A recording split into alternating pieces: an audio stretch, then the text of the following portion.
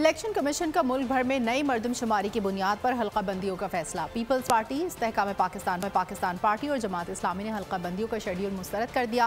फैसल करीम कुंडी कहते हैं इलेक्शन में ताखीर किसी सूरत कबूल नहीं, हल्का बंदियाँ लाजमी कराना, दाल में कुछ काला नजर आ रहा है। इलेक्शन में ताखीर होगी तो अदालत जाएंगे। फिरदौस आशिक अवान बोली, निगरां काबीना में मखसूस जमातों की छाप नजर आ रही है, खदशा है ये सेटअप हल्का बंदियों पर असरअंदाज होगा।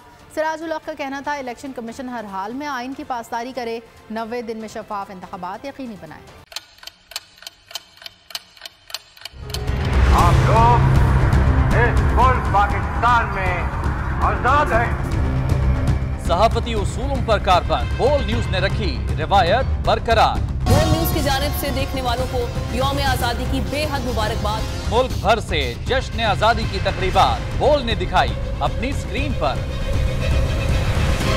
पाकिस्तान के 76वें यौम आजादी का जश्न बोल ने सुनाई पाकिस्तान जिंदाबाद के नारों की गूंज।